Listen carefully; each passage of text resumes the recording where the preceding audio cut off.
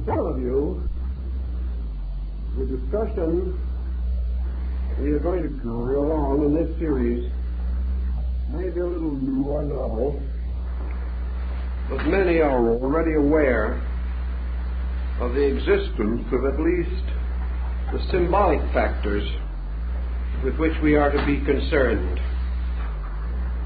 The possible relationship between astronomy and religion has been so often discussed that nearly all Bible students, the students of comparative religion, are aware that such analogies or parallels do exist. We are interested, therefore, in determining, if possible, their validity and what they have contributed to our general knowledge of man's beliefs. Perhaps astrotheology would be a useful instrument as a common denominator of religions, for elements of it and traces of it are to be found throughout the world. In some way, for some reason, and the origins are obscure, these concepts unfolded together with man's religious and philosophical ideas and became almost universal. Now, how does this happen? The most obvious answer lies in the original unity of arts and sciences in the religious life of people. The first stargazers on their tall towers or ziggurats in the land of Babylon, these stargazers were astronomer priests. There was no differentiation between science and religion. We may say that almost certainly sciences were originally cultivated because of their religious content, or for the reason that they helped to support the religious convictions of the people. We know that the temples were the first colleges, and the ancient towers and palaces of the gods were the first astronomical observatories. There is a legend, which some of you may have run across, to the effect that the constellations were named by shepherds who, watching their flocks at night and with very little else to do, allowed their imaginations to trace the imageries by connecting stars into patterns in which some likenesses or appearances to various creatures could be traced. I think these shepherds were the shepherd priests or the shepherd kings of old times, the keepers of the sheepfold, which was the ancient name for the temple. In any event, many words that we use, many terms that we commonly find in our language, arise from the religious, astronomical reflections and contemplations of our ancestors. Actually, as one of the ancients observed, astronomy is the science of the anatomy of the universe. And to a measure, these same ancients believed that the universe was the body of a blessed God. Therefore, astronomy might be termed the anatomy and even the physiology of the body of the deity. This deity being represented as this God who is extended and distributed throughout the infinite diversity of his own parts and members. In any event, at a very remote time, men learned considerable about astronomy. It is quite likely that there have been cycles of remembrance and forgetfulness in this subject. A. Wallace Budge, keeper of the Egyptian and Assyrian antiquities of the British Museum, declared that the Chaldean astronomers watched and measured and charted the motions of the heavens for more than 25,000 years. Now, of course, from a man of his standing, this is a rather unusual statement. And yet I'm certain that he felt that he could prove it. This tremendous amount of observation, even without the instruments that we know today, must have led to a variety of discoveries. We feel, for example, that ancient man was greatly limited in his astronomical researches by his lack of a telescope. Yet we also have record that the ancients knew certain things about the solar system in particular, which it seems impossible they could have known without some kind of a telescopic equipment. Perhaps the Chinese have the answer. On the wall of the city of Peking, there is the remain of an ancient observatory. It was partly reconstructed by the early Jesuits, but the instruments are essentially Chinese, and they have a complete observatory without a telescope.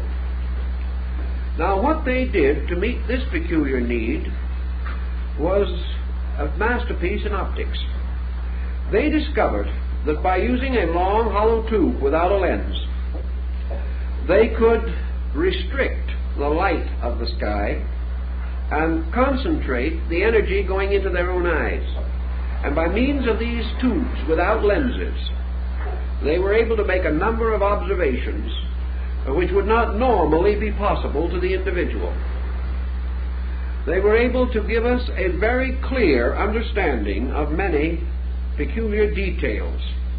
For instance, we find in other parts of the ancient world the full and obvious knowledge that the Egyptians, the Greeks, and the Persians at an ancient time knew definitely that the planet Venus was never visible to us as a complete sphere, but most often like a minute lunar crescent.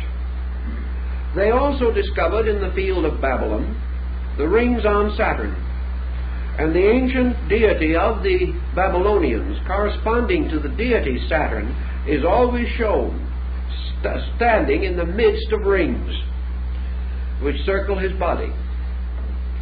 These things are not just accidents.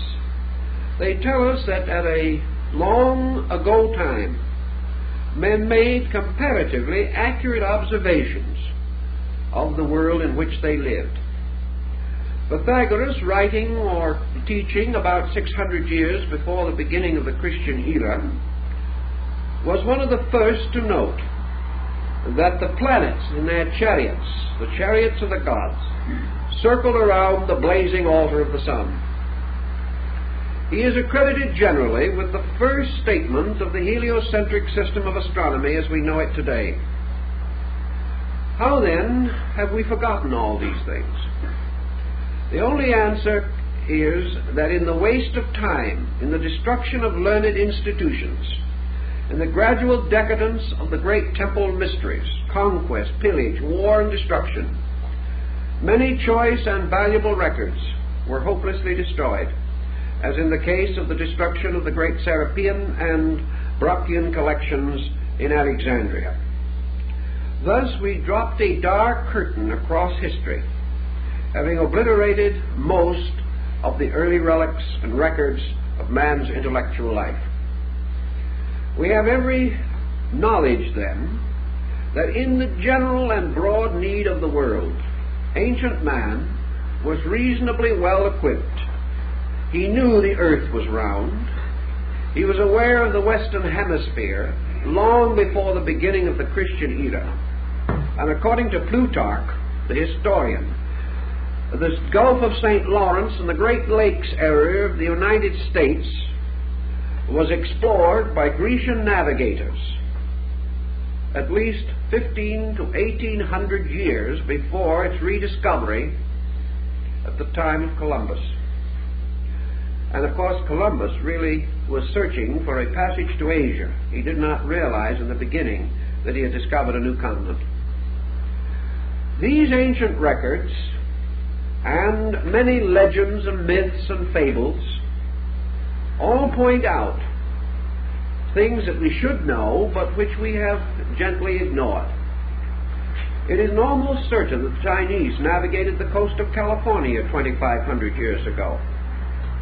And during the period of Genghis Khan, 12th, 13th century in Mongolia, The Chinese and Tatars were well aware of the Western Hemisphere. We have forgotten a great deal.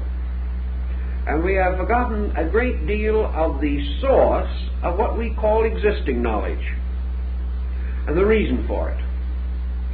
And many things which we consider to be superstitions and legends really developed from a very astute observation of natural phenomena. One thing that ancient man had that we do not have is leisure. Now, the common man of his day, whether he was a builder of pyramids or an agriculturist, probably did not have much leisure.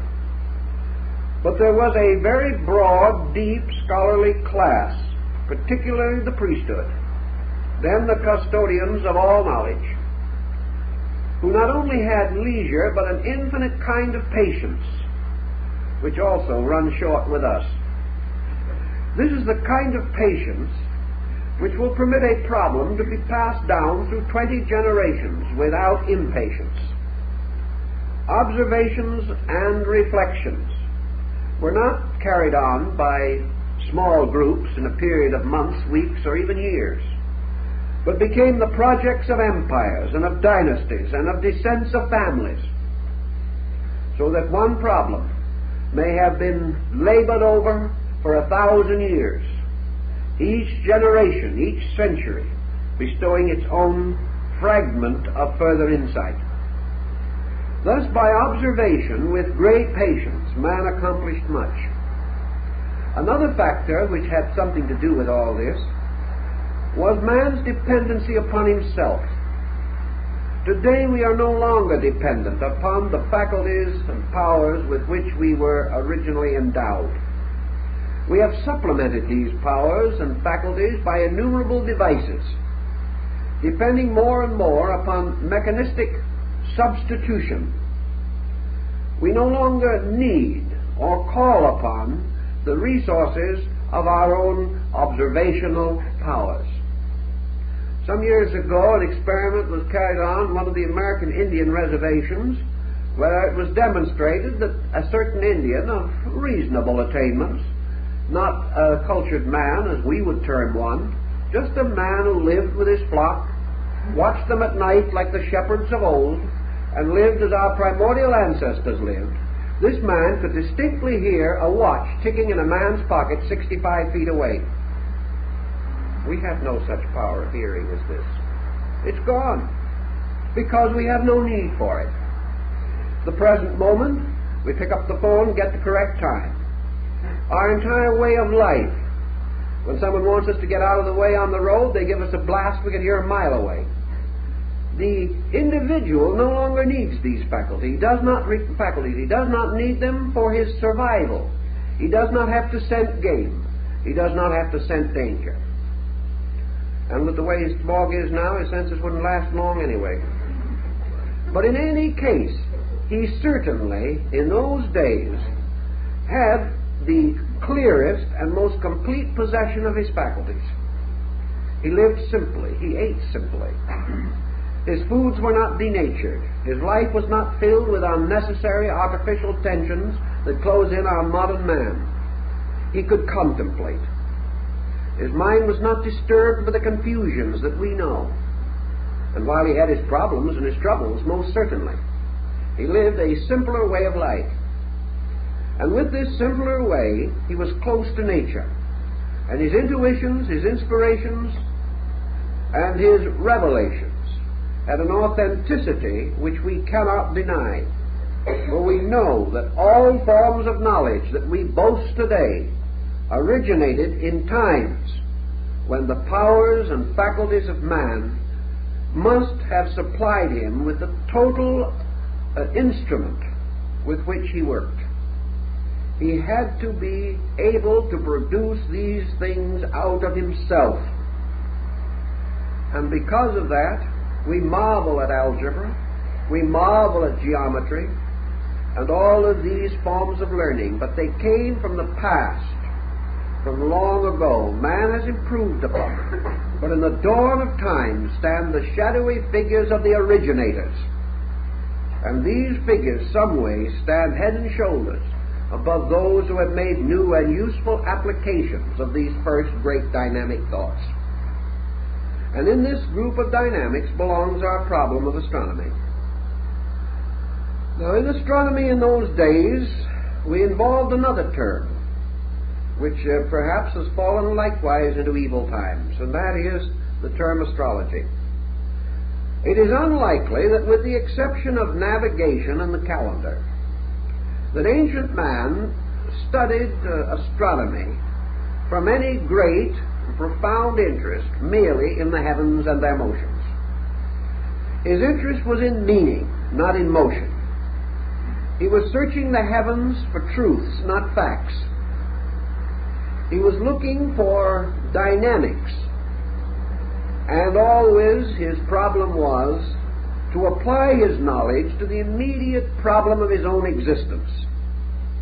And out of these long observations, which perhaps gradually evolved his concept of the seasons, came the calendar, a method of determining the periodic return of seasons, the eccentricities of the calendar, and many interesting details. The Egyptians, for example, had a calendar which corresponded with a circle. 360 days in the year, 360 degrees in the circle. But they gradually came to discover that this was not quite right. They found their year getting badly out of order. So they created 5 intercalendary days. And they set these days aside and apart. And to these days they assigned the birthdays of the 5 principal gods. Interesting also to bear in mind that the Chinese and the old Egyptians and the very early Greeks did not have a septenary system of planets as later came into existence, but as the Chinese call them, the 5 emperors, the 5 great sidereal emperors. For the Egyptians and the Chinese were well aware of the fact that the sun and the moon were not planets. Medieval man did not know this, however, and constantly combined the planets and the luminaries to form the septenary. But the older people, like the Egyptians, decided that these 5 days should be the birthdays of the planets, and they set them aside. We are working now with a calendar reform project, and the only way we can make it work today is by the introduction of intercalendary days. So that now the thought is that we shall no longer have a 365-day calendar with leap years and other inconveniences, with the days of the week falling on different numerical days of the month and so on, but that we shall go back to the old idea of having 360 days, 360 degrees, and set aside the 5 days. Not this time as birthdays of the gods, but now as our 5 world holidays, which would not be counted. They would be the intercalendary days. In this way we could simplify many contrivances and problems, but would make life very difficult for astrologers, who would have the problem of trying to determine this equation in correcting charts. Down in Central America, where the Sun-Venus calendar was represented on the scales of the great dragon, which the feathered serpent of their philosophy, it is said that the great deity of the Quiche Maya complex, Quetzalcoatl, the feathered serpent, that this deity gave them the calendar, the Tanlamatl, the book of the sacred days. And by this calendar, which was ornamented with the symbols and devices of the gods, the world and time both were divided into epochs, eras, and compartments and separate units, and to each was assigned a deity. These people went so far as to assign a divinity to each hour of the day and night, anticipating the medieval astrologers' planetary hour system.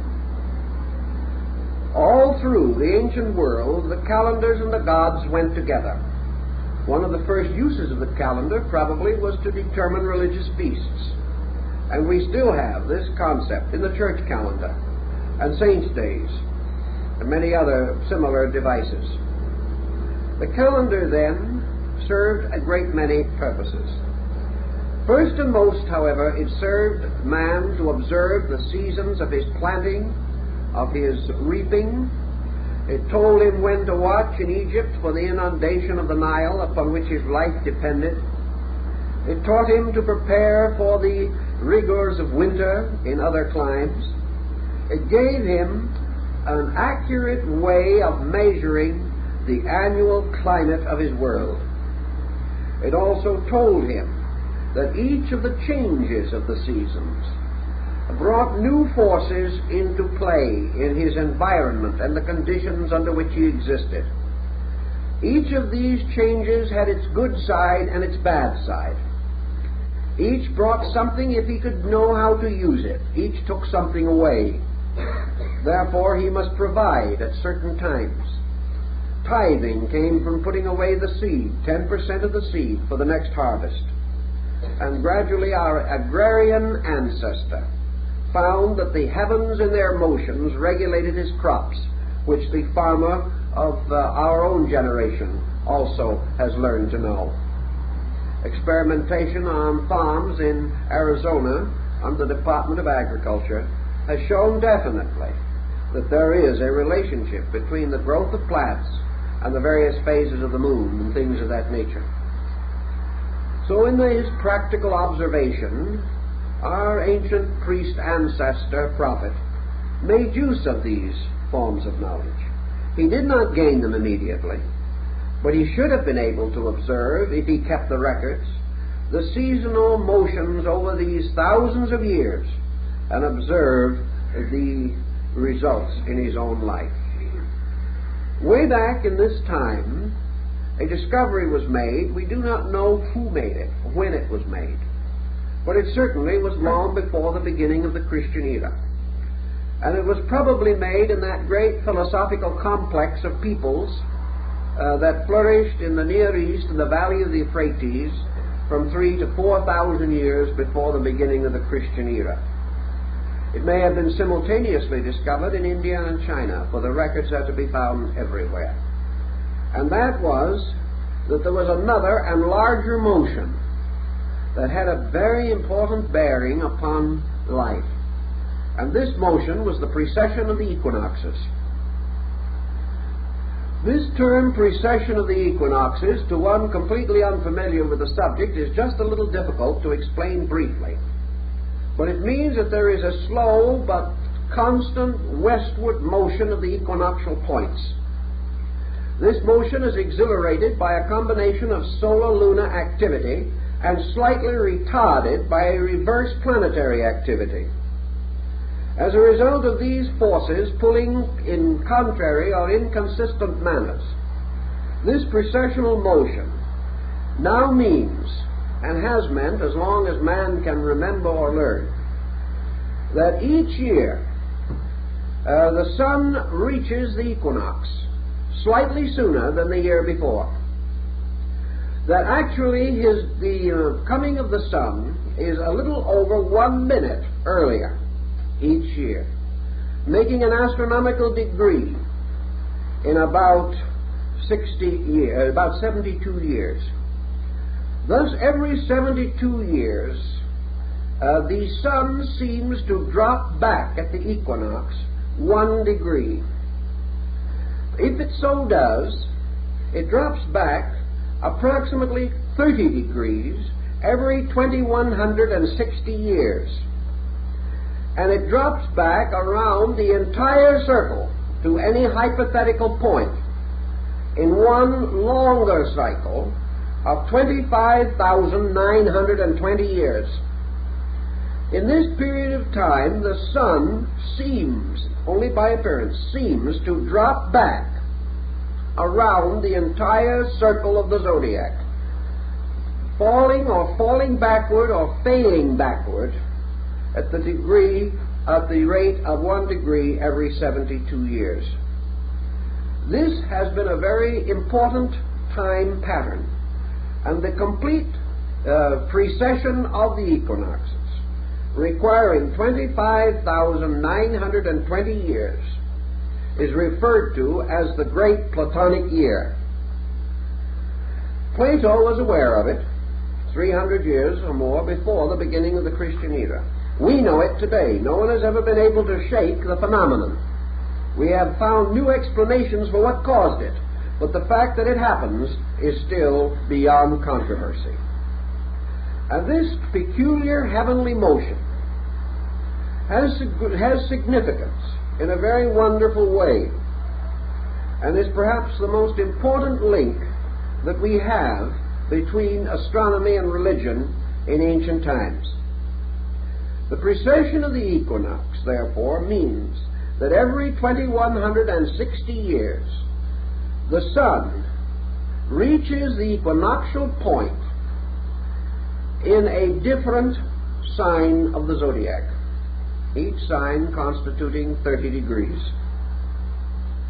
If this occurs, then, we see the appearance of the precession, in which the sun appears to enter each sign in its last degree, and by precession move backward through it to its first degree, and then pass into the next sign, entering that at its last degree and moving back to the first. So this motion appears to be in exact opposition to the rest of the motions of planets and other elements composing the solar family. This peculiar observation, the study of the Platonic year, has led to a great many wonderful symbols and philosophies. To get a further picture of this, we must now move to the story of the sun. I think we all know that it is reported that our very remote forebears were sun worshippers. We know that the Pythagoreans rose at dawn each day to meet with hymn and song the rising of the splendor of the day. We know also that the Hindus worship the sun god under the name of Surya and honored it, riding in its chariot across the sky. We know that the sun in China was the symbol of imperial heaven, and always the sun, as the great symbol of light, was held with extraordinary veneration. We also know that this experience of the sun was closely related to the agrarian cult, or the belief that religion was an experience of growth in nature. The farmer recognized his indebtedness to the sun. By degrees, men came to realize that only by the sun's power would the grain grow. Only by the power of the sun would light be given so that man could go out and labor.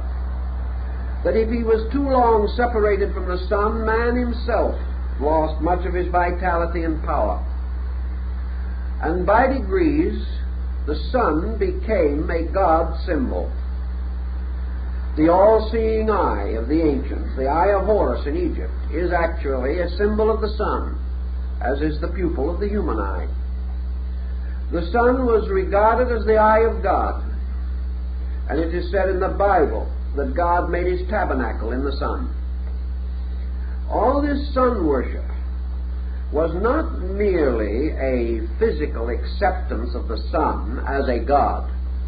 I've talked to a number of followers of very primitive faiths, known to be sun worshippers, and I've asked them if they actually worship the sun. They said, no. We worship or accept the sun as a symbol of a principle in the universe. It is not the visible sun, but light, the sense of consciousness, that light makes all things clear and plain and open. And we remember the Pythagorean definition of God as a being whose body is composed of the substance of light and whose spirit is composed of the substance of truth. Thus the sun was the symbol of the light of the world, the light that lighteth every man that cometh into the world. The sun in its daily rising was the symbol of renewed hope. It was the promise of another day of opportunity, of labor, of fulfillment. Ancient man was terribly frightened by an eclipse of the sun because he thought an evil spirit was seeking to destroy the sun. And much of our doctrine of the dragon that ate the sun and other stories and fairy tales come from eclipse phenomena. Also, eclipse phenomena seems to have sustained the belief that there was an adversary or an evil power that wanted to destroy the sun. Man did not fully understand the meaning of the solar power, but he made representations of it in gold, and these were worn by the priests as the symbols of the fact that they served the sun. Most decorations, military or civil, such as the Croix de Guerre or the Légion d'honneur, were originally taken from sun medallions. We reward or honor the individual by bestowing a sun symbol or a rosette upon him. The halos around the heads and bodies of sanctified persons have gradually taken on sun symbolism attributes. These persons were radiant with spiritual powers, or with great light within themselves. For the royalty, for the emperor, the king, or the great person, was reserved also the solar coronet. A crown is nothing but a sun, surrounded by a burst of rays. And as time went on, apparently these rays got to be a little inconvenient, sticking out in all directions, so they were turned in to the top, forming the ducal coronet and the crowns of the kings of Europe as we know them today, like the great English crown of St. George. Then among Christian peoples an orb and a cross were placed upon the top of the crown to symbolize the power of Christendom, and the crown became a radiant throne for the symbol of the Christian mystery itself. The sun, then, has always played this vital part. And we have had sun gods. Every religion has had them. They have always been wonderful, radiant beings. And nearly always they were the direct offspring of deity. They were the highest of the gods. And the tragedies that came to the sun gods were the tragedies that most affected mortals. When Balder the Beautiful, the sun god of the Nordic peoples, was slain by the mistletoe arrow, all the world wept, and darkness descended, and the joy of the gods was destroyed. Apollo was the sun god of the ancient Greco-Latin, Helios, and he is the one who drove his shafts or rays into the body of Python, and caused the great serpent to be killed and thrown into a great ravine in the earth. And later, upon the site of this ravine, and over the corrupting body of Python, was raised the shrine of Delphi. The sun god was always the slayer of evil because he was the overcomer of darkness. He was always the thing that saved men from night. And later, in the place of the sun god itself, came the sun or light symbol, the candle, the torch, the fire. These also dispelled darkness. They were protectors. And the little candle shining in darkness became the symbol of man's hope and of his faith, and later in great diffusion is preserved to us in the illuminations on the Christmas tree. The world tree with its lights is the symbol of all the candles lit from the great power of the sun. In India there was much philosophy upon the nature of the sun, and we could go into a great deal of abstract thinking relating to their knowledge of astronomy, which was profound, and upon which much of their theology is likewise based. But in round terms, because time is short, and as Hippocrates said, art is long, we can only make a summary of this situation. But let us accept what is generally demonstrable, namely that upon research we find that ancient man venerated the sun as the visible symbol of an invisible power in space, as the light bearing witness to the life, that there was a life behind the light. Now remember, in the Greek, Helios, later the Latin Apollo, was not regarded as the source of the solar light. He carried on his arm a great shield, and in the center of this shield was a boss or knob. And our modern astronomical symbol for the sun, a dot in a circle, is the shield of Helios, the god. And it was upon the surface of his shield that the sun god reflected the light of space. The ancients did not assume the sun to be the complete source of its own light. They assumed it to be a great focal point in space, which collected the great energies from the field of space and reflected them downward into another condition of space which we call matter. Therefore the sun was suspended twixt space and matter, causing the energy of space to permeate all material things. It's an interesting and dramatic concept. And in their ancient arrangement of planets, the sun was placed in the middle orbit, with 3 planets below and 3 above, or rather 2 and the luminary below. Thus the sun was placed in the midst of things. It became an indicating symbol of spirit, of self, later of soul. It was that which represented finally also man, suspended between heaven and earth. It had numerous philosophical meanings, but wherever it appeared, it became an emblem of life and salvation, of redemption. The wonderful Egyptian Pharaoh Akhenaton created the sect or cult of Atonism, which was the worship of the solar globe, the rays ending in human hands, to raise up or to lift all things, because he had already discovered from the wisdom of his people the drawing power of the sun, that the sun raised water and took it into the sky to form clouds. Ancient man watched these things, and with his own quiet wisdom he knew them well. The Chinese philosopher Lao Tzu tells us in absolutely perfect modern terms the entire phenomena of clouds, rainfall, and so on. These things were known, although we have forgotten that our ancestors were so wise.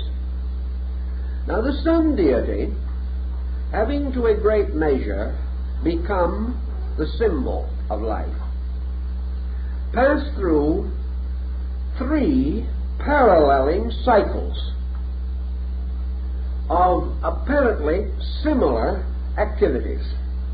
These cycles, similar in their structure but different in their time equation. By the great precessional motion, the sun seemed to retire around the zodiac in 25,920 years. By another motion, the sun seemed to progress through the signs of the zodiac, making the complete circle every 12 months, causing what we know as the year. The 3rd cycle of the sun was its apparent motion around the earth, by which it achieved the mystery of the 24-hour day. These were the 3 cycles of the sun, the 3 complete circles which it made of varying magnitude. The least of these cycles in their unity was the day, which consisted of dawn as one of its important points, that in the day the dawn was its vernal equinox, noon was its summer solstice, sunset was its autumnal equinox, midnight was its winter solstice. Thus the sun, according to the Egyptians, rose every morning from the underworld, traveled across the sky, and at night descended into the land of Amentet, where it shone for all through the night for the souls of the dead in the underworld. Now, some of the old documents give us a peculiar little hint about this. They tell us, for example, one of the old manuscripts, that the people in the underworld lived upside down, walking around on their heads. Is it possible that the Egyptians had already discovered that the so-called underworld was the other side of the earth? We do not know with certainty, but we do know that they had navigated as far as the Western Hemisphere, so that it's quite possible that the people walking around upside down were not creatures of mythology belonging in some fantastic ghost realm, but simply the recognition of something that is factually true as far as we are concerned.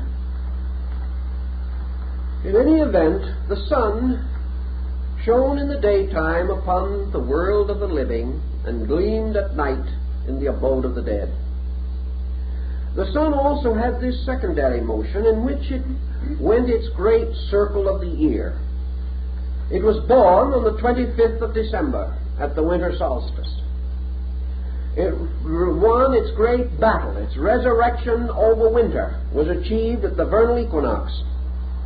It was enthroned at the summer solstice, which occurred at that time in the sign of the lion, rather than in the sign of Cancer, where we have it now, and was therefore enthroned as the Lion of the tribe of Judah, and also was seated upon the throne of lions, as told by the legends of King Solomon. And we know that Solomon is composed of three words: Sol, On, the name of the sun in three languages.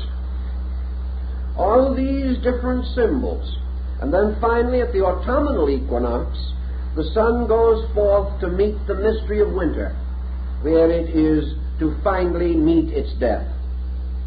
So the life of the sun, the annular life of the sun, from its birth to its death, became by degrees of the greatest significance to ancient man. And out of this sun going through the 12 signs of the zodiac each year came the story of the 12 labors of Hercules. For Hercules is a solar deity, as his name implies, and also the wonderful labors of Samson, for the word Samson in Hebrew means the sun man. That we can't escape these implications. There's nothing we can do about them. We know that at the summer solstice he carries away the gates of Gaza. We know also that when he slays the Nubian lion, he enters the sign of Leo. And that when he is taken into the house of Delilah and his hair is cut short, he is entering into the sign of Virgo the Virgin, which is the beginning of his decline towards winter, at which time, of course, his rays or his hair, these are cut off and he loses his strength. But at the winter solstice he pulls down the double columns of the house of the Philistines, and the old sun dies, making way for the new sun, which is to be born in the mystery of the winter solstice. And as the old king dies and the new king is born, we remember the words that were spoken at the court of France: the king is dead, long live the king. In that moment the son is born, the new son. We represent it today when the season is right, for we think of the year as an infant being led in by Father Time, the old year.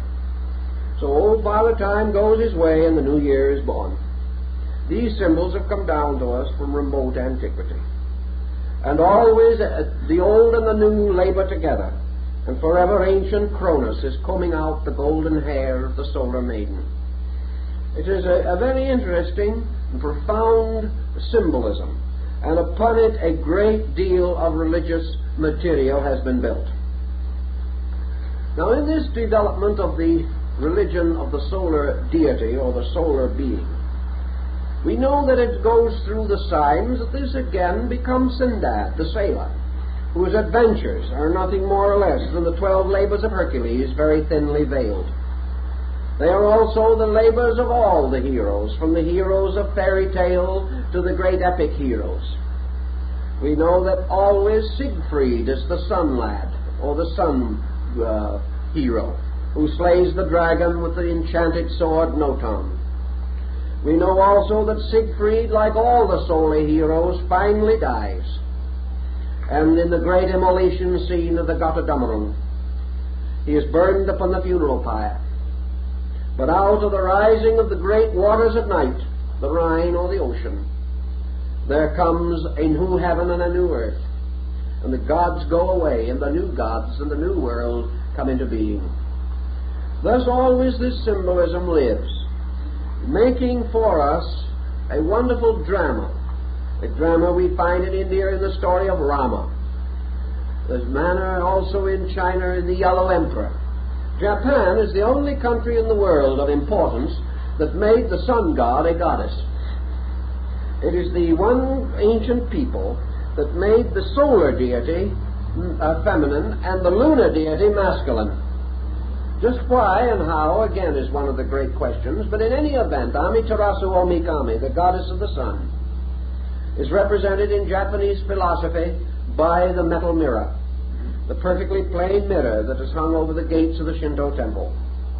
It is the symbol, again, of the reflector of light, and it relates to an incident long ago, as told in the Nihonji and the Kojiki, the great classic epics which describe how the sun goddess was brought out of the cave of darkness by seeing her own reflection in a mirror.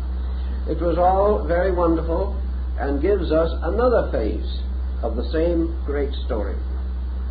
Everywhere, then, these things play into religion. And with this basic thought, we now come to the larger year. Incidentally, of course, we have to realize that in all the cycles, particularly the year cycle and the Platonic year cycle, the sun is related to the sign of the zodiac with which it is at that time or moment most deeply or definitely concerned. The processional motion has changed things, but in our symbolism we have preserved the old way. Consequently, for a brief lecture, let us not be too astronomically concerned, but merely try to point out the symbolism, fully aware that there are astronomical equations with which modern science will not be in full agreement. But as we are dealing not with astronomy but with symbolism, these equations are negligible, not worth the problem of reconciling them, although it can be done. This point, then, we have to bear in mind that we conceive today the vernal equinox taking place in the sign of Aries, the sign of the ram. We assume that the summer solstice takes place in Cancer, the sign of the crab, that the autumnal equinox takes place in Libra, the sign of the balance, and that the winter solstice takes place in the sign of Capricorn, the sea goat. And the sea goat, it's part of its body a goat and part a fish, relates to the two ancient Babylonian cities of Babylon and Nineveh, one of which was built upon a mountain and the other by the shore of the sea. And the combining of the glyphs for the two cities gave us the present form of Capricornus, or the sea goat. Now, as the equinox takes place, these become associated with the seasons. And we recognize that the ancients, knowing the ways of the world and the ways of life, had certain emblems or representations by means of which they identified certain procedures in nature. Now, the summer solstice, which was the sign and symbol of the greatest fertility, was associated with Cancer, the crab. This Cancer is also the Scarabasaka of Egypt, the scarab beetle, the symbol of life and immortality. The winter solstice, or the symbol of death, was Capricorn. And Capricorn was always the sign of the aged, the rocky or the bony, having to do with this strange contour of the country where the sign is said to have developed. So that all things, in a long, broad, general term, are said to be born in Cancer and to die in Capricorn. That one represents the entrance into life. Cancer is therefore the womb, Capricorn the tomb. Capricorn was symbolized finally by Father Time, carrying the hourglass and the reaping scythe. And Cancer was symbolized by the great mother, Diana, goddess of the Ephesians, the wonderful nourisher of all things. Cancer was under the rulership of the moon, the lady of generation, and Capricorn of Saturn, the ancient master of regeneration. The ancients had already recognized that all birth was a dying, and that all dying was a being born again. Therefore, in ancient times, they buried their dead in the neat chest posture, or the embryo position, indicating that to all things the tomb is a womb of another life. These thoughts, undoubtedly, in their philosophy, were mellowed by the ancient astronomical symbolism. The annual birth of the sun god was a tremendously important thing, because it contributed very largely to man's concept of immortality. The sun was not dead, it only slept. It appeared to die, the earth seemed to die, for the people who devised these concepts were obviously living in the northern hemisphere. The trees seemed to die, snow came, the processes of living were desperate and desolate and cold. But out of it all came also the symbol of the sprig of acacia, the evergreen, the little pine tree which later became the Christmas tree, because it was associated with the green tree that remained green through the winter, and therefore was the symbol of an immortality which was not shared by other trees, as far as men could see. In the Cultus Arborum, which was the worship of trees, man discovered that the tree did not die, though it seemed to be dead. And out of all this seeming of dying, but this fact of living, came some of the deepest and noblest philosophies that revealed themselves to our primitive ancestors. Now, having established this little concept of the clock of the year, we now progress with it further to the great clock. And we come to the Platonic year. Now the sign of the zodiac, for instance, Aries, the ram, which in our annular zodiac is a month, the sun remaining in this sign approximately 30 days. Now this sign becomes a great cycle of years. 2160 years the sun is born in the sign of the ram. After that it passes out of the ram, and for 2160 years it is born in the sign of the fishes. Then it passes from that, and for 2160 years it is born in the sign of the water bearer, or Aquarius. And thus until it has gone completely by the precessional motion around the great Platonic cycle. Now men took this measurement and they gave to the length of time which the sun is born annually in one sign, they gave to this the term an age. Now we think of an age now as almost any length of time over 20 years, but the ancient was more particular about it. He referred to these cycles, therefore, as ages. The age of the fishes, the age of the ram, or the Aryan age, the age of the water bearer, or the Aquarian age. And he had names, the Taurian age. All these different periods became ages. And he began to study. And he also began to observe that there were divisions possible within the 30 degrees of a sign, or in this case, the 2160 years in which the sun, by precession, was born within a sign. They divided these signs in half, 15 degrees each. They also divided them into thirds, called decanates, of 10 degrees each. And they divided further into 6 divisions of 5 degrees each, and finally into single degrees. And in the Hindu system of astrology, they broke the degrees down to minutes and to seconds, forming out of all of these combinations a tremendously intricate clock. And they determined to their own satisfaction that great cycles of world events are paralleled in history at the time when the sun by precession goes through certain divisions of a sign, ruled by a certain sign itself, a degree within the larger pattern of degrees. Out of the general concept of these things have come the practice or habit of ancient nations worshipping their deities under the forms in which the sun was born.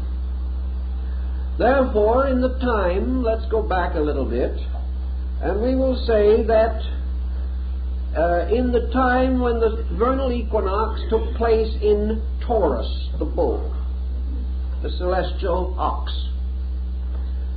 that this symbol was closely associated with the religion of man, because this was the body in which the Avatara took place, or the embodiment of the great sun being. The light of the universe was released from this segment of the heavens, and this light was qualified by this great mathematical, astronomical, psychological clock in which all of these occurrences were taking place. So back in the time when this was natural and was happening, we find religions arising that had peculiar affinity to the worship of the bull. We know the Egyptians said that their god Osiris was driven from India to Egypt in the form of the bull Apis. We know that the Egyptians mummified the sacred bulls, that they were peculiar symbols of divine authority, and nearly always in their art the bull is represented with a solar disk between its horns. Virgil says that the bull opens the egg of the year with its horns at the time when the equinox took place in the sign of the bull Taurus. We also note that in the Old Testament, the worship of the golden calf, the decoration of the altar of the tabernacle with the horns of rams and of bulls. We also know that in the mysteries of Mithras, the bull was sacrificed, and Mithras, the sun god, is shown slaying the bull. One of these carvings was left by the Roman legions in England, and the city of Oxford is named because of the Mithraic ox carving that was found there, going way, way back. We know also that in the Nordic rites, the first gods were licked out of the earth by the cow mother. Hathor, the Egyptian goddess with the head of a cow. We know Nandi, the bull, is the steed upon which the god Shiva rides, particularly in his rising. For in India, the Trimuti, Brahma, Vishnu, Shiva, represents the sun at dawn, the sun at noon, and the sun at sunset. And Parvati, the wife of Shiva, represents the mountains of the west. And Shiva, the sun, you see Parvati, the consort, the wife of the Indian god Shiva, was the daughter of Himalayas, the lord of the mountain. And Shiva each day went to court her. And he crossed the sky riding on his handsome bull to visit the house of his beloved, which was the sunset. And when he was united in marriage with Parvati, the goddess of the sunset mountains, the child born of them was called Durga, or night. So the union of the sun and sunset resulted in night. It's a perfectly simple astronomical observation, but it became quite interesting, especially when it is well dramatized in Indian artistry. So the sign of the bull also gives us something else. We are told that cherubim with a blazing sword were placed at the gates of Eden. The lion of St. Mark. There is one of your four signs. Each of the apostles had one of the four evangelists had these four creatures, the four fixed signs of the zodiac, assigned to them. Thus these symbols go on, and we find them not only in ancient times, but in more recent religious history. Now, after a length of time, 2160 years to be exact, the precession of the equinoxes retired till it reached the last degree of the sign of Aries, and we find the beginning of a new religion, a new concept of religion. And it is interesting that it should have arisen about 17 or 1800 years before the beginning of the Christian era. For it was at that time, according to the old tradition, that the great mysteries of the Greeks at Eleusis were brought into existence. Perhaps this date is traditional. Perhaps it is astronomical. But the fact is, it has served the symbolic purpose. For at that time it is said that at the time of the vernal equinox, always the time of greatest importance in ancient festival, the Hierophant of the rites of Eleusis came forth upon the porch of the temple, carrying in one hand the shepherd's crook, and in the hollow of his left arm a newborn lamb. And he held up the shepherd's crook and elevated the lamb to the admiration of the people. And 1800 years before the beginning of the Christian era, he cried out in a very loud voice, "All hail, Lamb of God, that taketh away the sin of the world." Now this lamb is very interesting. This is the Paschal Lamb. This is also the lamb associated with the rites of Jupiter Ammon, the ram-headed god of the ancient Egyptian, Latin, Greek peoples. Also, this was the ram's horns upon the forehead of the crown of the north and south of the ancient Egyptians. This was the scapegoat of Israel. And here also we have the offering of the lamb as an offering to the Lord in the sacrifice of Isaac. We have also many references to the blood of the lamb, purification by the lamb, the heart of the lamb, the Angus Day. And we find the rites and rituals of the lamb and the symbolism of it, Jason and the golden fleece. For the golden fleece was the symbol of the curtain of the mysteries. And this was the wool that was pulled over the eyes of the unworthy, the symbol of secrecy, the symbol of ritualism. The search for the golden fleece was man's search for truth. Here is the lambskin apron of the ancient Masonic guilds of operative masonry in the Middle Ages. Here are many, many symbols dealing with the mystery of the Lamb. And then there came a time when again the equinox continued in its precessional motion, and the sun at the great moment of the equinox moved from the first degree of the sign of the Lamb to the last degree of the sign of the fishes.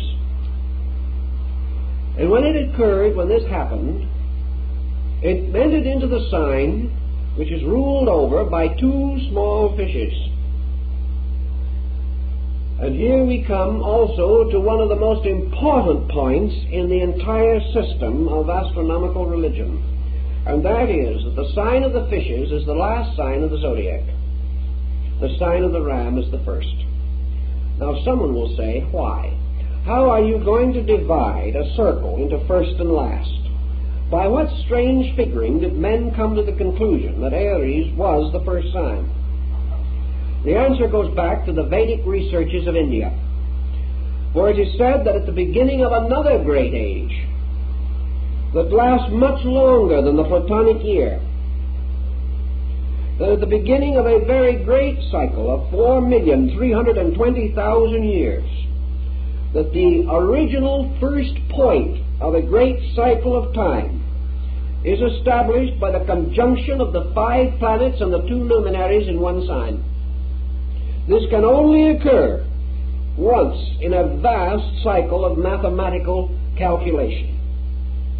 And the last time that the 7 met together was in the sign of Aries, by which another great cycle of calculation was established. They will then separate as now and move at various orbits and times through all the different parts of the heavens, forming innumerable combinations of themselves. And they will ultimately meet again. And in the next time that they will meet in the same element, one sign removed. In other words, Aries is the element of fire. But they will not meet in Leo, which is the next fire sign, but in Sagittarius.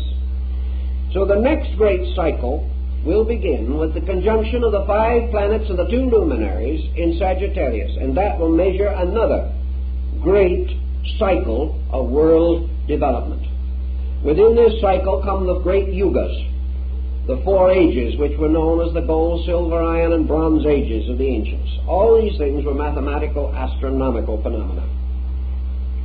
But for our present moment we say that the sign of Aries is the beginning, and the sign of the fishes is the end of the zodiac. Thus these two come together to form an interesting symbolism. And the sun god, or in this case, John on Patmos, describing the mysteries that were celebrated there, the Phrygian rites, causes the great being of the Phrygian mysteries to say, I am the Alpha and the Omega, the first and the last, the beginning and the end.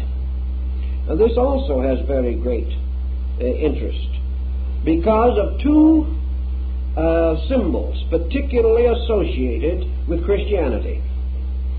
One is the fish. The first symbol of the Christians was a fish. And in Rome they recognized each other by drawing the shape of the fish upon the sand.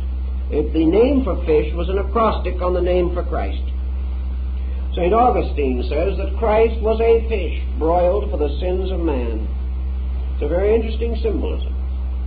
So we find Christ standing, calling the apostle, and saying, "Follow me, and I will make you fishers of men." The miracle of the fishes, the drought of the fishes, the miracle of the coin in the fish's mouth, many other miracles that relate to the story. And Jesus, in speaking, going forth upon a ship on the Sea of Galilee, the water symbol of the fish is very interesting. One of the ancient deities came forth out of the sea as Dagon, or the fish man. And the bishop's mitre of the Christian church is a fish's head on end. These things are important, for here we find a transition taking place. And at this transition of sign, the rising of a faith which had as its principal symbols the two principles, or two ideas, the Lamb of God and the Fisher of men. The fisherman's ring is the ring of the Pope. The symbol of the papacy was the great fisherman, named from Peter, who was referred to not very long ago in a book called The Big Fisherman.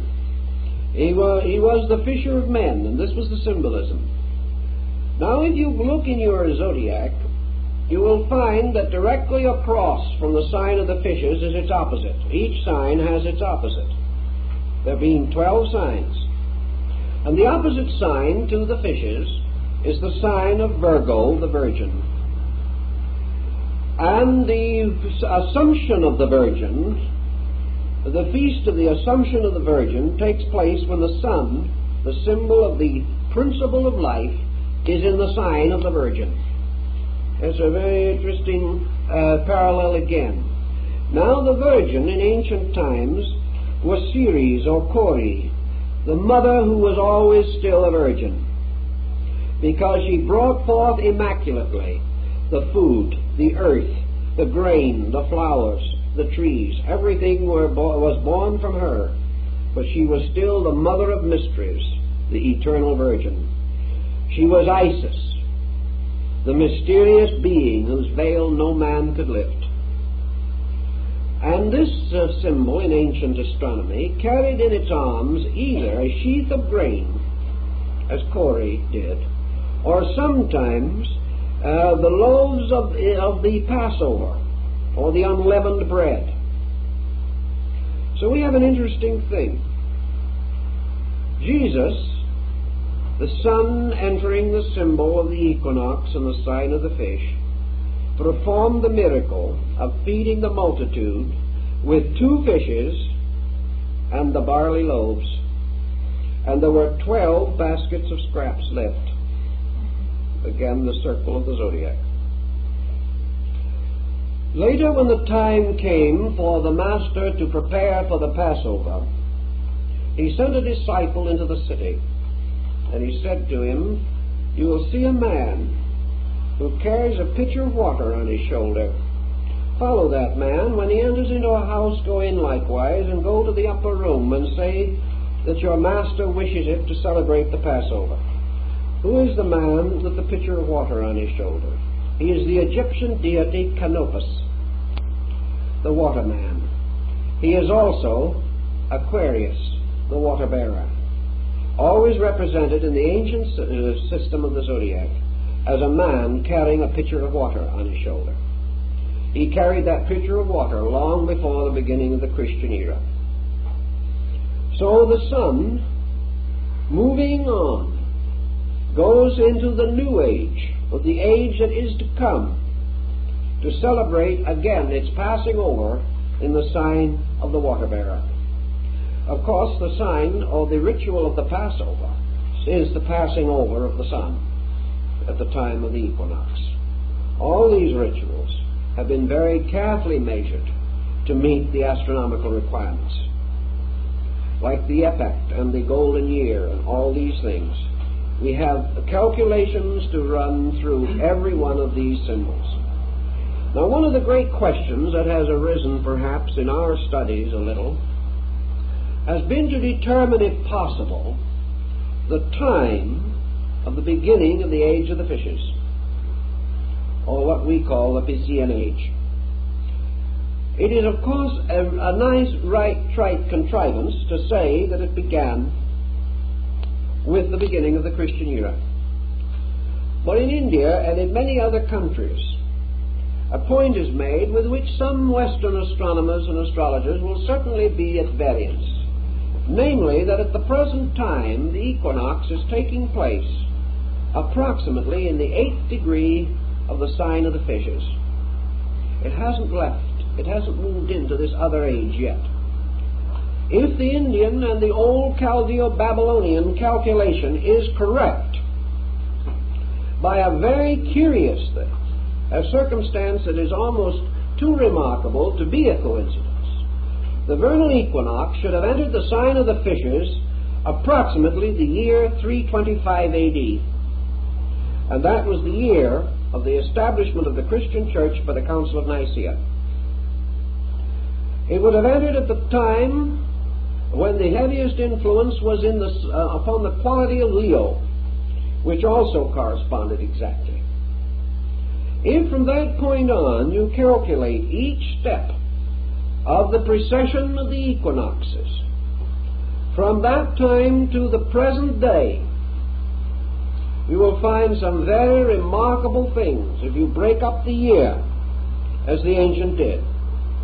Now, if you take this period, the age of the fishes, and what is this age? Now you go back to your tables of Sargon, the king of Babylon, where the first delineations of the signs and planets are given. There's been no change in the readings of these symbols for nearly 4,000 years. And we find that the sign of the fishes was represented in that time, and still is in astrology, as a sign of water, the sign of retribution, the sign of the deluge, the sign of obscuration, the sign of karmic fulfillment, the sign of the end of an old way, the termination of patterns. In the great sun cycle in China, the deluge which ends the world is always associated with the sign of the fishes, and the reorganization or building of the new world naturally follows. But in this constellational diffusion, if we observe it carefully, there is a strangely psychological relationship between the key words of the sign of the fishes and the strange state of our world ever since this strange equinoctial occurrence took place. The obscuration, the hiddenness, and at the same time the strange spirituality which is associated with this sign, the mysticism, the inner and deeper yearning and longing, the age of the ministry, the age of the struggle, the strife, the pain, the problem, the winding up, the paying off of old debts, the completion of work left unfinished. And in many ways that is a bit typical of the situations we find ourselves in. Now, as we say, we have about 2,160 years to work with from the beginning of this cycle. And if we do assume for a moment that it could coincide with the Council of Nicaea, which was the formal creation of the Church, and we know that from the time of this council on, the integration of the Church took place. It became a religion. Prior to that, it was a group of scattered communities without leadership or organization. If we add 1/2 of the period of that cycle if we divide this great period of 2160 years right in half, to divide the age into a positive and negative half, where does the half line drop? It drops approximately in the year 1400. In fact, it drops a little closer than that. It drops almost identically on the exact date set aside as the date of the Renaissance, the great change in our world, the beginning of the modern world as we know it, the moving from the negative half of the sign to the positive half. We break down the sign step by step, and we find everywhere that these major cycles hit exactly with the prominent dates in the cultural and moral and spiritual growth of our peoples. And it seems very possible that this was the basis, this study of the great Platonic year was the basis of the fortunate long-range predictions of men like Nostradamus, who could not have worked it by the ordinary methods that we know, but only by the great precessional motion. Now, from all this we come to many other symbols, and I think there is one that is fascinating enough to give a little thought to. During this period that we call the medieval world, there lived a very interesting and kindly old gentleman who is known as the Venerable Bede. He is called venerable because he was on his way to canonization, but he never got any further than the first step, by which he became venerable, as one of these terms that precedes full canonization. Now, the Venerable Bede was a very pious soul, and he had a great sorrow in his heart, something that he just could hardly bear, and that was to contemplate the motion of a pagan heaven over a Christian earth.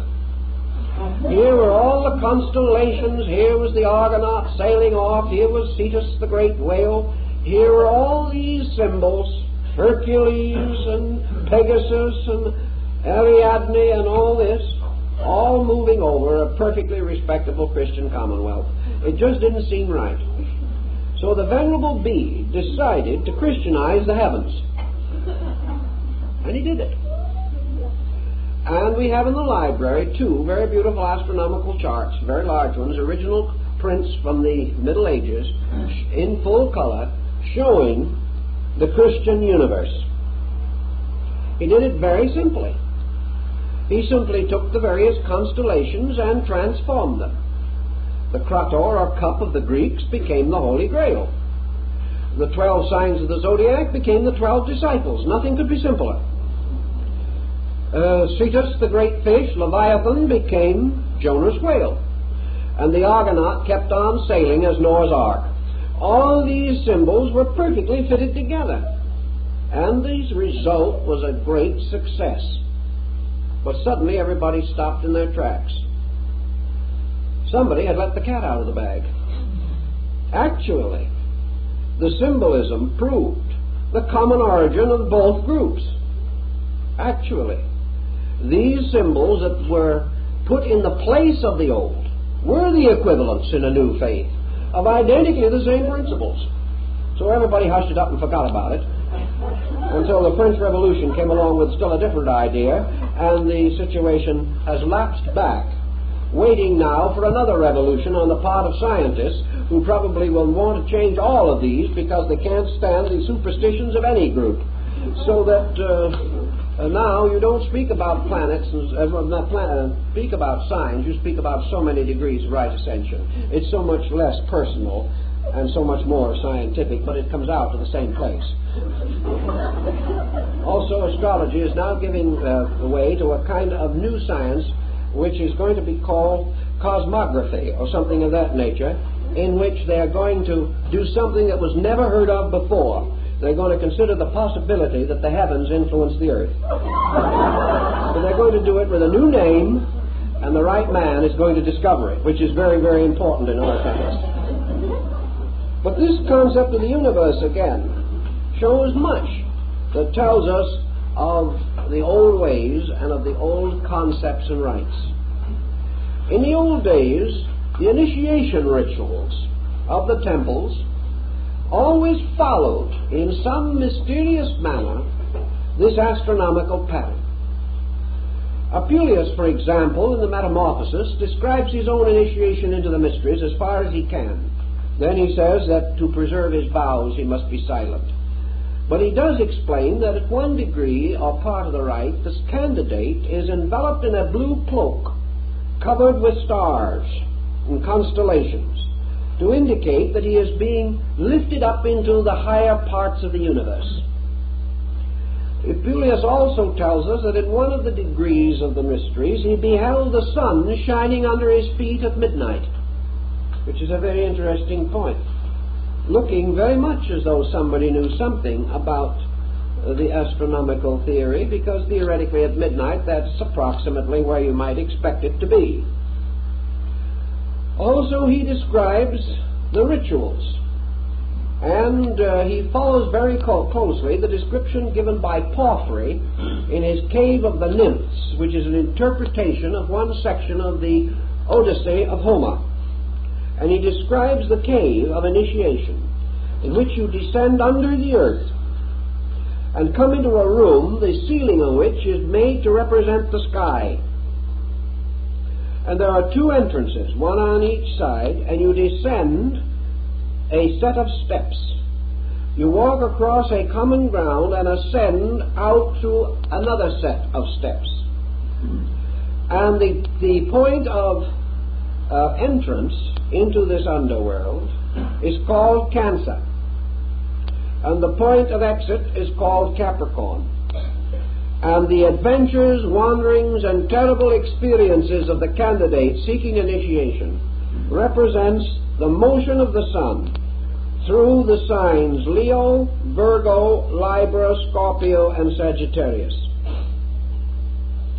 Now, if you can imagine placing Cancer at one gate and Capricorn at the other, and going down now to the point between them, you will find you have sort of tipped your celestial globe so that now the bottom point is represented by the sign of Libra, which is now between the two.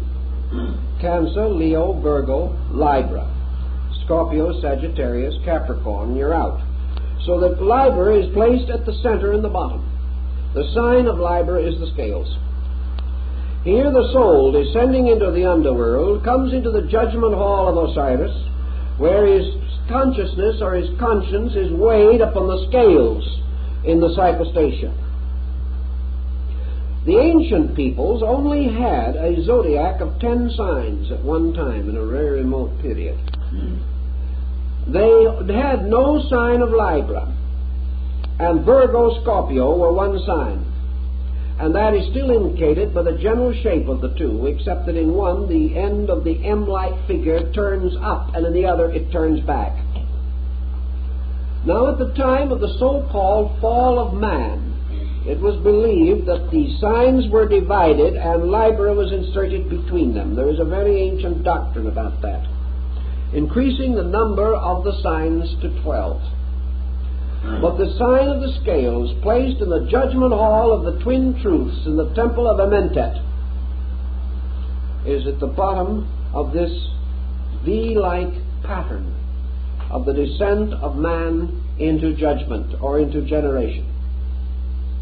This judgment or testing in the mysteries follows very closely the entire cycle of ancient times and the ancient initiation ritual. Now, there is also a very interesting story relating to the human embryo. For if the embryo is twisted inward to form its equivalent to a circle, the embryo, which has at the beginning, as you realize, a caudal appendage resembling a tail, looking very much like a highly developed pollywog, this structure, if twisted into a circular form, equals 3/4 of a circle. In other words, it takes 9/12 of a circle to do this. But there are 3 signs or 3 parts of the circle that are not touched. The head and tail of the figure do not meet. Therefore, this occurs to us in our Old Testament symbolism under the story of the broken wheel. And this broken wheel, or the 9/12 wheel, is again an astronomical symbol that has played a considerable part in human thinking, because the 9/12 represent the 9 months of generation, or the period in which the child is being formed. The 3 missing signs, or the broken spokes of the wheel, or the missing rim of the wheel at that point, fulfills the rites of the Eleusinian mysteries. For the Eleusinian mysteries were given in 2 sections, the 9 lesser and the 3 greater rites. The 9 lesser rites being the symbolical rites of generation, the 3 greater rites of regeneration. Therefore, by 9 months and 3 degrees a man is made perfect. This is a very curious symbolism, but it has a great deal of interest if we know how to study it. In other words, the individual, to pass through the second birth, must go through the womb of the mysteries to complete the circle, of which 9 parts only are provided in generation. The Chinese, fully aware of that, declare a child to be 1 year old after it has reached the 3rd month. It celebrates its first birthday 3 months after it is born.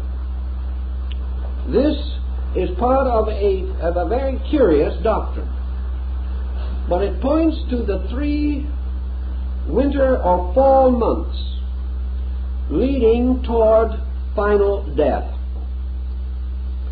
It is to do with the blinding of Samson, the cutting off of the rays of the sun god. Also has to do, as Leonardo da Vinci points out in his astronomical calculation of the Last Supper, for the painting is a very strangely astute piece of work. And each of the apostles, and each of the positions and groupings, you will find the apostles are grouped in triplicities, exactly like the signs. And the sign of Scorpio is assigned to Judas. Now, why should the sign of Scorpio be assigned to Judas? In the Orient, there is something about the scorpion that is very peculiar. First of all, it stings with its tail.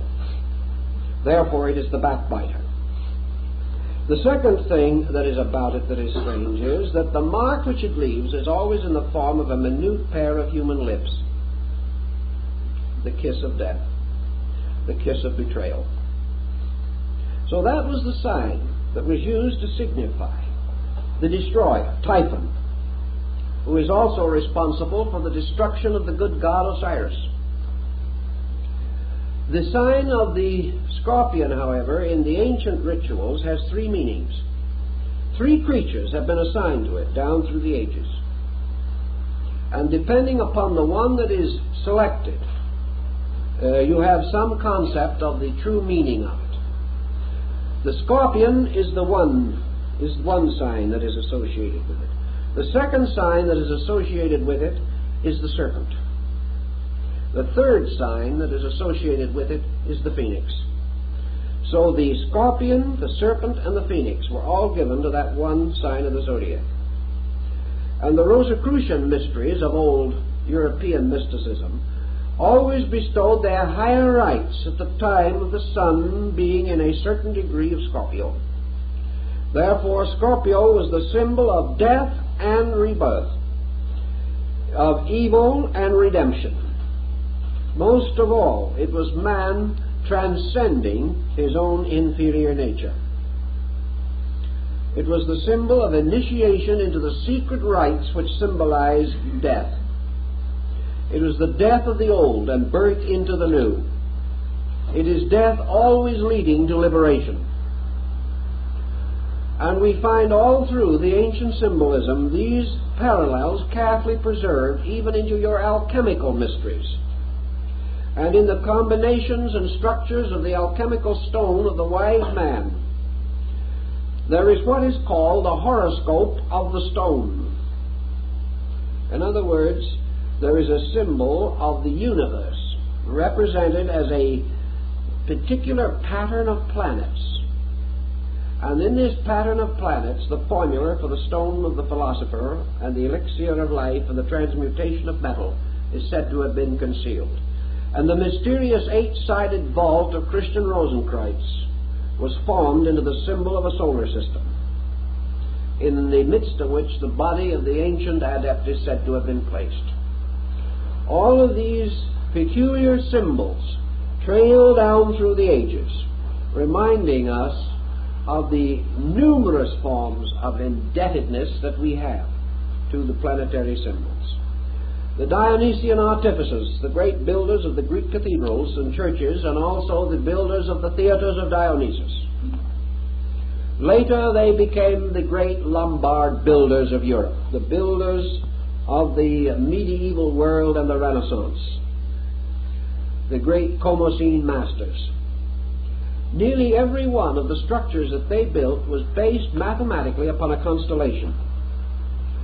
Caesarino, in his edition of Vitruvius, the great master of architecture, shows how the modes of architecture were based upon the great constellational patterns, and that the temples of the gods were built according to the stars of the constellations in which these gods were said to be enthroned. A very elaborate and involved system of architecture rose, therefore, from this same consideration. Also, we remember Gaffaro, the astrologer to Cardinal Richelieu, pointing out how the handwriting on the wall of heaven described in the Old Testament is actually a study of star groups, in which the star constellations form the consonants of the Hebrew alphabet, and the planets moving through them form the vowels. And the constant motion of the vowels and the consonants produce the writing upon the wall of sky, which the ancient prophets could read. There are many references to these things, and gradually there emerges to our consideration a concept of sidereal motion, of human growth, and of the linking of these two together in a highly complicated scientific concept. The details of this were evolved over so long a period of time and with such astuteness that it is almost impossible for us to exhaust the research work that has come down to us. Unfortunately, of course, it has been largely mutilated, but enough remains to give us a tremendous amount of guidance if we actually want to have this guidance. We have other things that come out of this constellational study.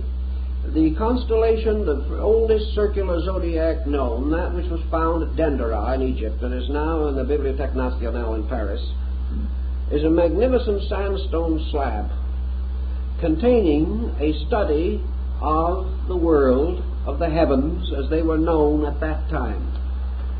Many symbols and figures are included in this zodiac which we no longer recognize or have any means of fully understanding. But we do have certain points that are very interesting. The Egyptians referred to what we call the Great Bear as the plow. It was the symbol of the turner of the furrows, and of course the ox of heaven was the one that drew the plow. This plow moved around the great polar star, and we have their knowledge now, which corresponds rather well with that of China and India, relating to the axis of this great system. According to the Egyptians and several other ancient peoples, the earth had more than two motions. Flammarion says 11, and I think the ancients were very near to that. They recognized particularly a peculiar oscillation of the pole, by means of which it seemed to point, hypothetically at different times, to various stars or near to various stars forming the Little Bear. Therefore, the ancients termed this constellation in India the Rishi, or the great sages, who at various times incarnated to become rulers of the earth. And of these great sages, one that we know perhaps the best is Vyasa, the great sage of the Mahabharata. This comes to us also in Egypt. The Egyptians, following many ancient peoples and following practices still held under certain circumstances today, were concerned with the mystery of the northern point of the heavens. They were never able to observe that the sun moved northward, in the sense of ever occupying the northern segment of the sky. It came nearer or further, but never did it do in the north what it did in the south, as far as their visual awareness was concerned. Therefore, the northern hemisphere, in the Egyptian ritual also, was represented as the direction of darkness. In the ancient temple, there was a gate at the east, west, and south, but no gate at the north. Now, as a result of that, it has been held that people believed that from what the Greeks call the Hyperborean, or the area or region north of the winds, Hyperboreus, that from this region came only frost and snow giants and monsters. The Egyptians, however, did not do it that way. They had a very interesting astronomical outlook on it. Measurements have been taken to study the glyph used in Egypt as the symbol of the great gods, particularly the abode of the great gods. This is always what appears to be an inverted bowl or a half circle turned upon a straight line. In other words, the bowl bowls or bulges upward, forming a half circle. This is a boss, mountain, or raised place, and through that streaks a line like a vertical, not quite vertical staff. It is off the vertical, and at the upper end of that staff is a little flag symbol, just like a little banner, a quadrangle, apparently of cloth or something.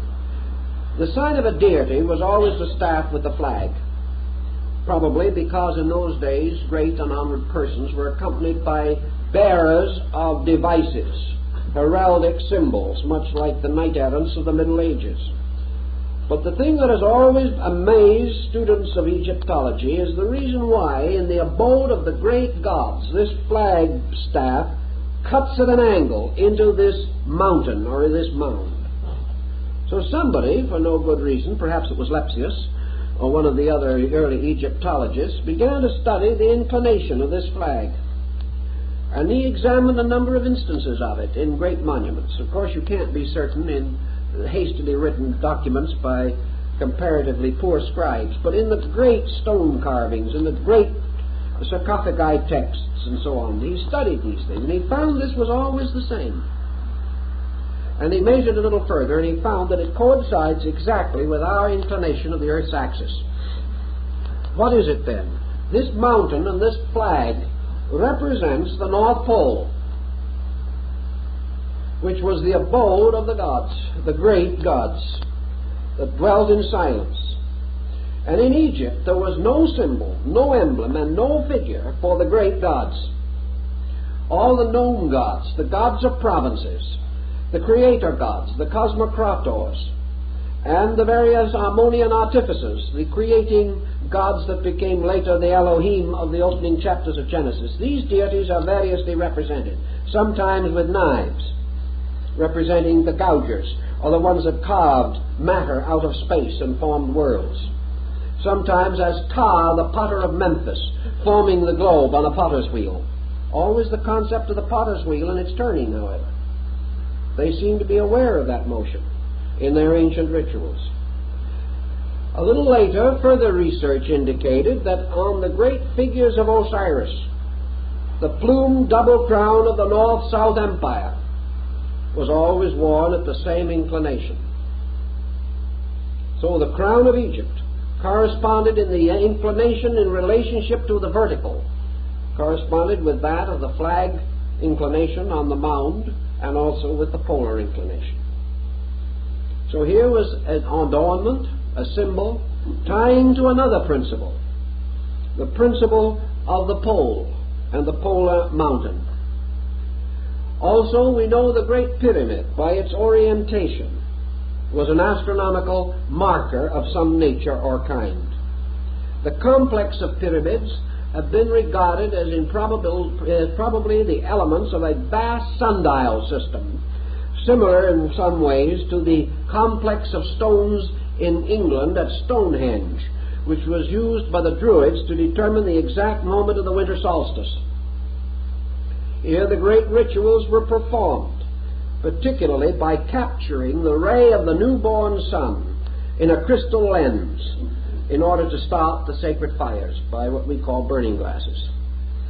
All these symbols are intriguing, and the great gods of the north and the silence of these gods dwelling forever above the earth correspond, of course, to the Indian concept of Mount Meru, which is to the north.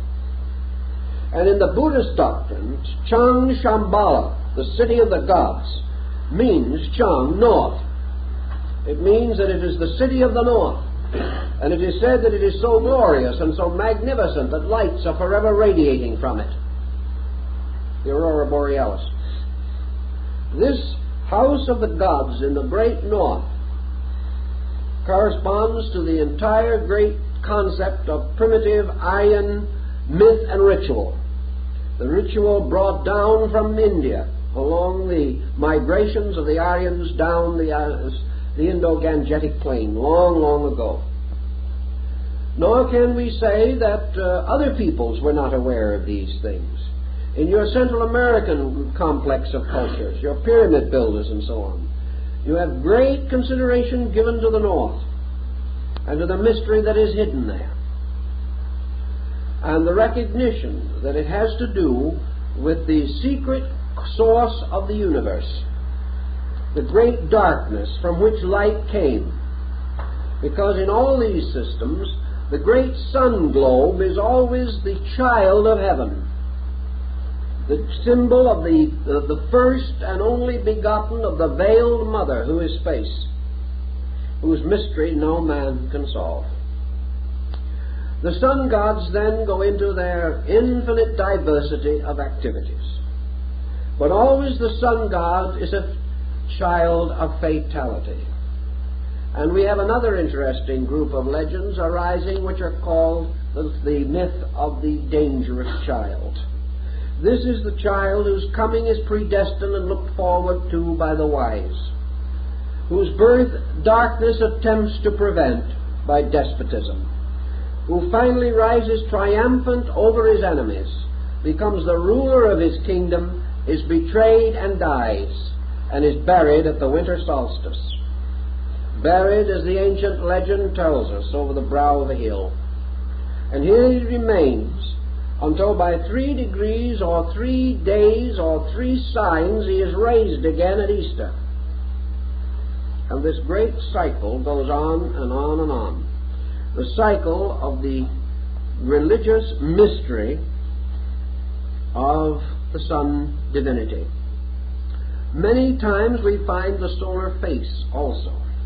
Among the Peruvians and among the peoples of the great South American complex that finally came under the control of the Inca chieftains, Viracana, the god of the air, was worshipped by kissing the sunbeam.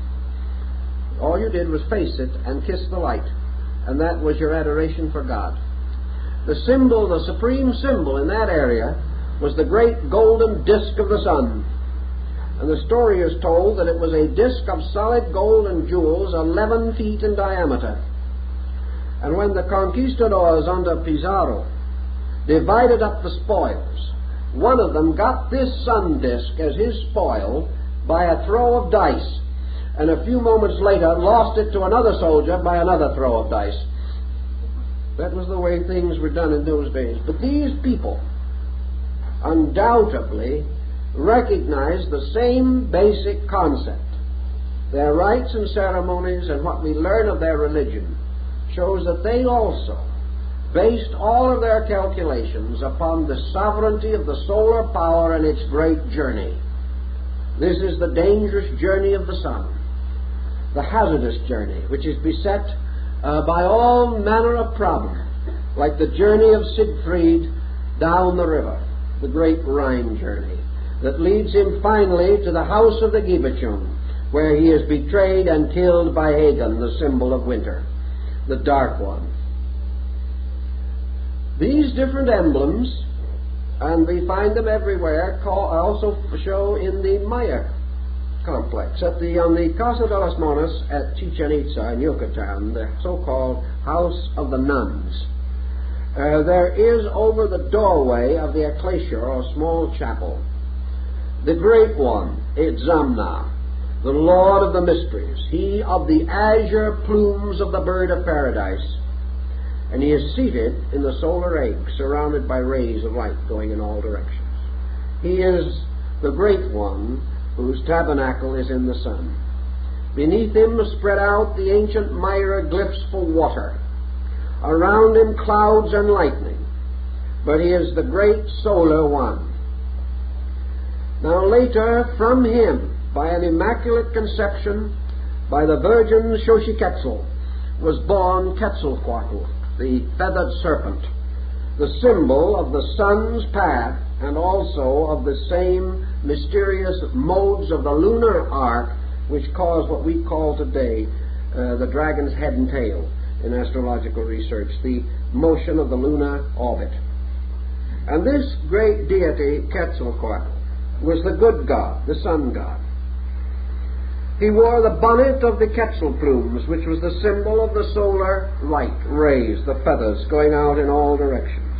For the Quetzal is the bird that is born of the sun, and when the time comes for it to die, it flies back to the sun. And the Quetzal, like the thunderbird of the American Indian, is just another phoenix. And this again is the symbol of priesthoods, the symbol of the wise ones, or the sun gods, the sun-born ones, who are the keepers of the ancient mysteries. And this Quetzalcoatl served his people well, brought them out of darkness and ignorance. But finally there came from the south the evil one, the red-mirrored god Tezcatlipoca, the god of Mars. And this evil deity destroyed the power of the sun god. And the sun god departed finally upon a raft of serpents from the shores at Veracruz, promising to return. But this whole cycle was a sun-Venus cycle, and the astronomy of these people proves it. The pyramid of the sun at Chichen Itza is an absolutely correct astronomical representation of the year. There are just as many steps on that pyramid as there are days in the year, and so on. All of these buildings astronomically built and oriented. And at the apex of the year, in the high point, was the temple to the deity.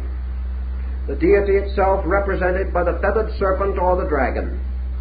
And the feathered serpent again, the symbol of the year, as in the Mexican calendar, where all the divisions on the calendar stone, the months of the year, are placed as scales upon the body of a serpent.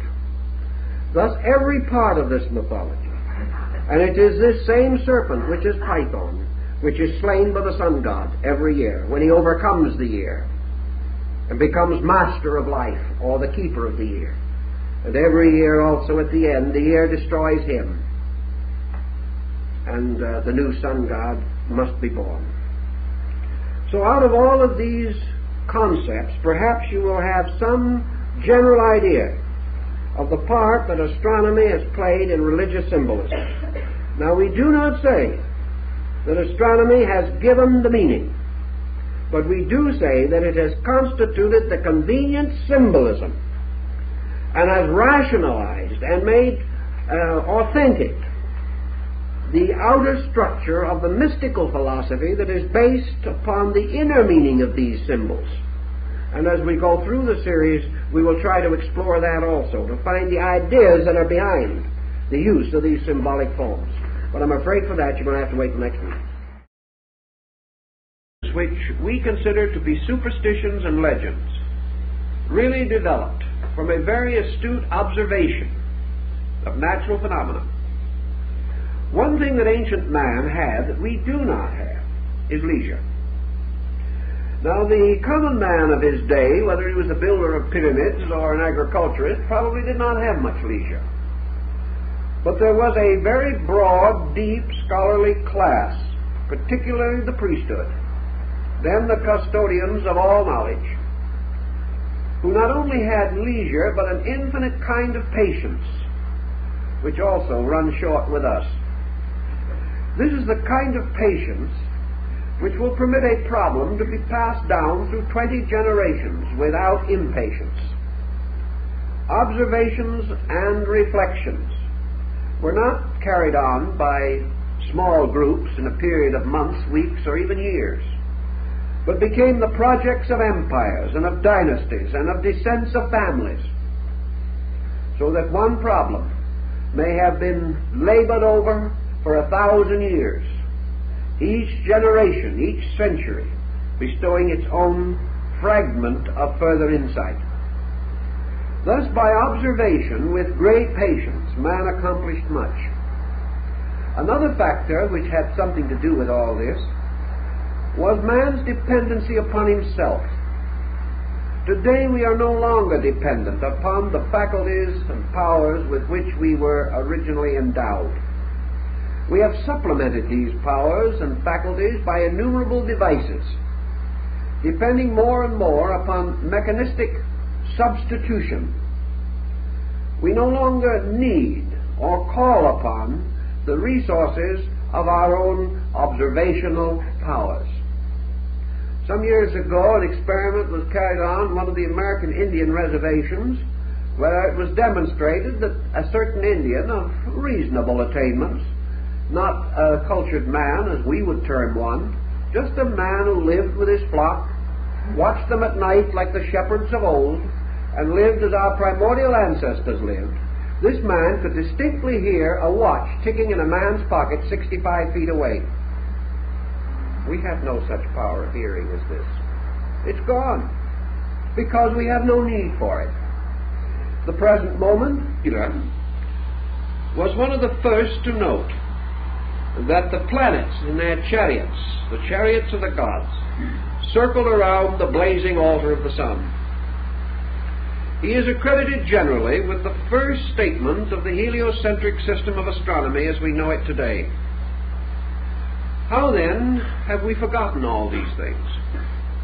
The only answer is that in the waste of time, in the destruction of learned institutions, in the gradual decadence of the great temple mysteries, conquest, pillage, war, and destruction, many choice and valuable records were hopelessly destroyed, as in the case of the destruction of the great Serapean and Brocchian collections in Alexandria. Thus we dropped a dark curtain across history, having obliterated most of the early relics and records of man's intellectual life. We have every knowledge, then, that in the general and broad need of the world, ancient man was reasonably well equipped. He knew the earth was round. He was aware of the Western Hemisphere long before the beginning of the Christian era. And according to Plutarch, the historian, the Gulf of St. Lawrence and the Great Lakes area of the United States was explored by Grecian navigators at least 15 to 1800 years before its rediscovery at the time of Columbus. And of course Columbus really was searching for a passage to Asia. He did not realize in the beginning that he had discovered a new continent. These ancient records and many legends and myths and fables all point out things that we should know but which we have gently ignored. It is almost certain that the Chinese navigated the coast of California 2,500 years ago. And during the period of Genghis Khan, 12th, 13th century in Mongolia, the Chinese and Tatars were well aware of the Western Hemisphere. We have forgotten a great deal. And we have forgotten a great deal of the source of what we call existing knowledge and the reason for it. And many things, instruments that we know today, must have led to a variety of discoveries. We feel, for example, that ancient man was greatly limited in his astronomical researches by his lack of a telescope. Yet we also have record that the ancients knew certain things about the solar system in particular, which it seems impossible they could have known without some kind of a telescopic equipment. Perhaps the Chinese have the answer. On the wall of the city of Peking, there is the remain of an ancient observatory. It was partly reconstructed by the early Jesuits, but the instruments are essentially Chinese, and they have a complete observatory without a telescope.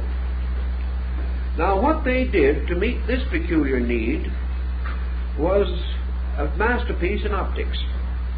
They discovered that by using a long hollow tube without a lens, they could restrict the light of the sky and concentrate the energy going into their own eyes. And by means of these tubes without lenses, they were able to make a number of observations which would not normally be possible to the individual. They were able to give us a very clear understanding of many peculiar details. For instance, we find in other parts of the ancient world the full and obvious knowledge that the Egyptians, the Greeks, and the Persians at an ancient time knew definitely that the planet Venus was never visible to us as a complete sphere, but most often like a minute lunar crescent. They also discovered in the field of Babylon the rings on Saturn, and the ancient deity of the Babylonians, corresponding to the deity Saturn, is always shown standing in the midst of rings which circle his body. These things are not just accidents. They tell us that at a long ago time, men made comparatively accurate observations of the world in which they lived. Pythagoras, writing or teaching about 600 years before the beginning of the Christian era,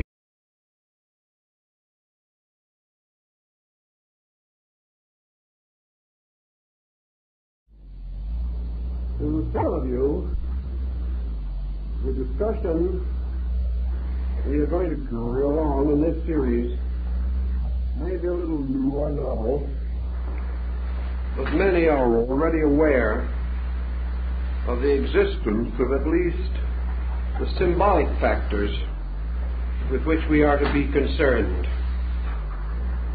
The possible relationship between astronomy and religion has been so often discussed that nearly all Bible students, the students of comparative religion, are aware that such analogies or parallels do exist.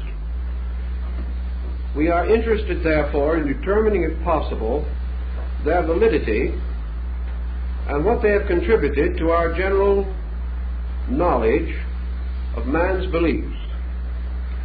Perhaps astrotheology would be a useful instrument as a common denominator of religions, for elements of it and traces of it are to be found throughout the world.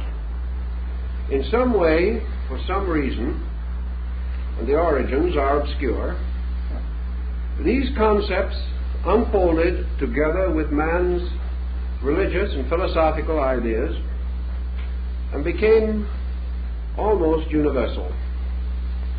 Now, how does this happen? The most obvious answer lies in the original unity of arts and sciences in the religious life of people.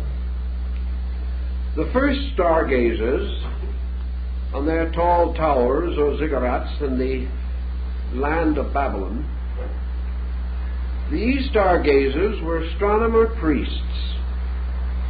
There was no differentiation between science and religion.